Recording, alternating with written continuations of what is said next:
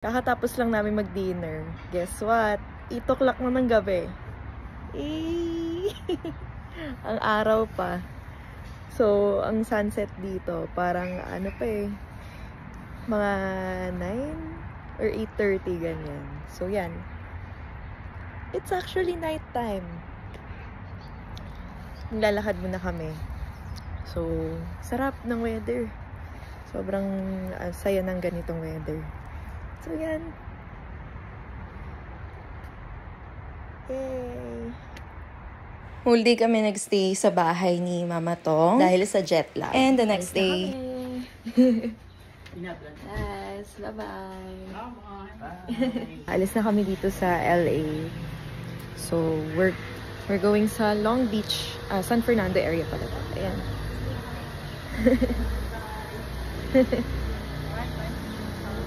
Yes.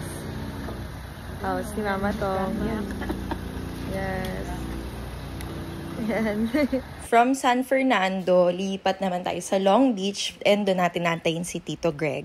And after 1 hour of drive, nandito na tayo sa Long Beach, sa bahay nila, Tita Darling, and grabe, tingnan nyo ang cute ng mga flowers. Kaya ako siya vinidyohan kasi sobrang cute. Medyo malamig pa this time, parang di pa summer. Now here at Long Beach, Tita Darling's house.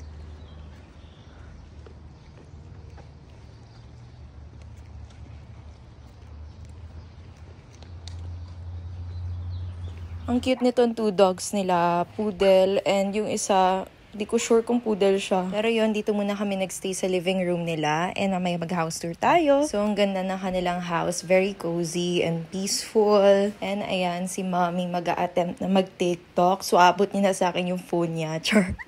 So, yan, nandyan yung kanilang dining, and so on. Ito naman yung kanilang kitchen. So, ang ganda. May breakfast bar and fully equipped kitchen. And ito naman yung sa may dining area and sa sala. Ito yung bedroom ng second cousin ko. So, puro Lego siya. So, collector siya ng mga Lego. And ang cute nito kasi parang siyang family tree. Isa sa mga magandang idea. And ito yung house nila sa likod. May swimming pool. And nandun yung garage sa likod. Pinakita sa amin ni Tita Darling yung mga houses na malalaki. As in, mahal yung mga houses dito sa area na to. Ayan, kung nakikita nyo, actually, mabilis na pero malalaki talaga yung houses dito. And ang mamahal. So, tingnan nyo na lang kung ano yung mga prices niyan online. So, sobrang mahal daw talaga. And yung iba dito is for sale. So, pag nakita mo na lang dun yun parang realtor, contact nyo na lang yun. So, next is dito tayo pumunta sa Long Beach Boulevard. So, marami pasyalan dito like ito, kanilang convention center, Long Beach Convention Center. So, hindi kami bumaba dito, pero dinaan na lang namin. So, dito kami banda. So, may mga rides dyan, pero hindi na naman yung rides. Ayan, so may parang Ferris wheel and mga coaster ba yun? So, actually, pumunta tayo dito para maglakad-lakad, mag-sightseeing, and mag-picture taking. So, yan, kasama natin si Gabo, si Tita Chat, si Tita Darling, and si Mama Tong. So, kompleto kami lahat dito for photo shoot, ganyan. So, pinuntahan namin itong parang sa Baguio, yung parang may swan, ganyan. So, pwede kayo sumakay dito, pero may bayad. Hindi na kami sumakay kasi gusto lang talaga natin mag-picture taking. So, nagpa-picture kami dito and tinignan ko na lang kung anong mga itsura niya. So, yan, makikita mo dito, may mga yacht, may boat. So, maraming mga pwedeng gawin dito, lalong na kung talagang taga rito ka. Yan yung talagang pinupuntahan dito sa Long Beach. Yung pasyalan dito. Actually, on the other side, meron ring mga restaurants, may mga kainan, may mga food stalls, ganun. So, kami, ang pinuntahan namin dito is itong lighthouse kasi ang ganda niya, isa siya sa mga tourist spot dito. And yung iba, pwedeng mag-bike dito, e-scooter. And ayan, binidyohan ko lang yung American flag kasi ito yung pagdating namin ng US, diba? Queen Mary, this one.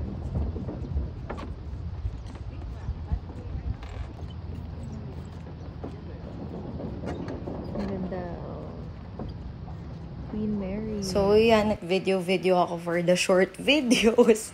Yan, so, also, nagmamontage tayo dito. Yung kasama ko, tinuro ko lang yung lighthouse. And, ayun, yung nasa background ko is yung Queen Mary. And ayan, finocus natin siya. Actually, parang pumunta na kami dito nung bata pa kami. Hindi ko lang sure pero hindi ko matandaan kung kailan kami nakapunta dito or nakita ko lang siya online. So ayan, ito yung lighthouse. So yan, may nakakita kayong nagbabike, jogging, so on. Tapos yan, naglalakad lang tayo along the Long Beach area dito sa parang bay nila. And meron sila dito mga water taxis. So andito yung mga rota nila and kung magkano. So, yan yung mga parang pwede kang mag-cruise dito and so on. So, papakita ko rin yung mga prices niyan doon sa, ayan, yung ticket booth. So, yan yung mga nakalagay na tours and ito yung prices. So, meron for adults, seniors, and children. So, nakalagay rin mga oras dyan. So, ito na yung parang mga rides nila. Actually, yung feels ko dito, parang yung seaside sa MOA. So, dito siguro ginaya ng MOA yon. Pero ayun, ganyan yung feels niya. So, nandito naman, tatawid tayo sa mga shops, kainan, and so on. So, mag-iikot-ikot tayo dito. Ayan, so titingnan natin kung ano yung mga meron dito na shops. And pinuntahan natin yung RH or Restoration Hardware. Oh, ganda. So, ito, 2,000.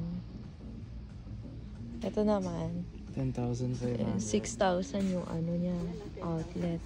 Magkano yun? Wow.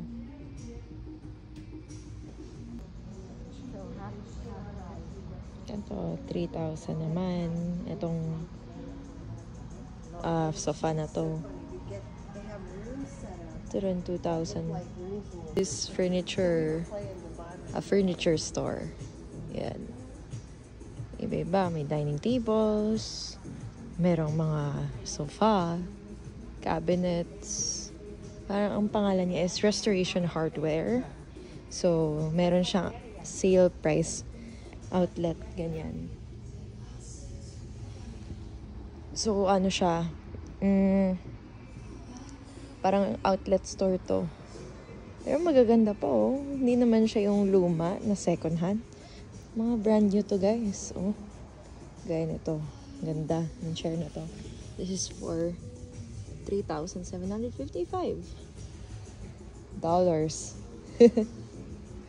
Ayan, so, magaganda.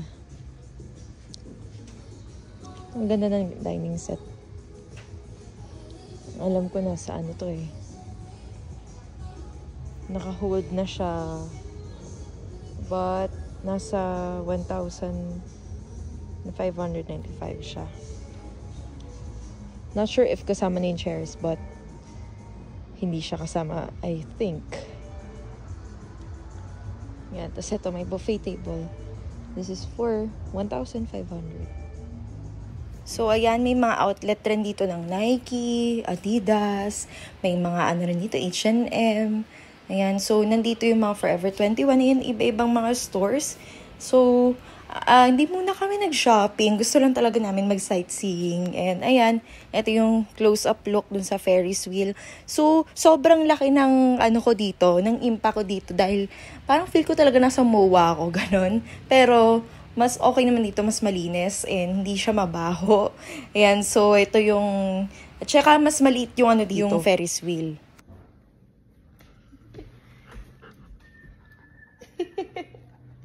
Hindi siya nangangagat, no? Hindi. Laki ng mukha. Laki. Laki.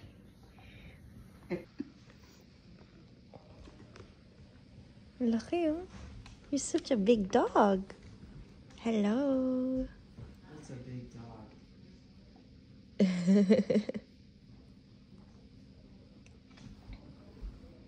Ay. Like that one?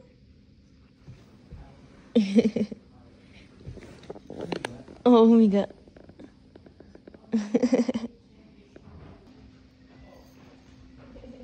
So, ayan, dumating na si Tito Greg. Ayan, so nagkikwentuhan muna sila ng onte dahil matagal na rin din nagkikita. And, ayan, nagre-ready na tayo para umalis dito sa Long Beach. So, thank you so much, Tito Darling, for taking us around Long Beach area and also Hollywood in LA. So, there you go. Ayan yung mga kamag-anak namin. And, ayan na, sinasakay na yung sobra naming maleta.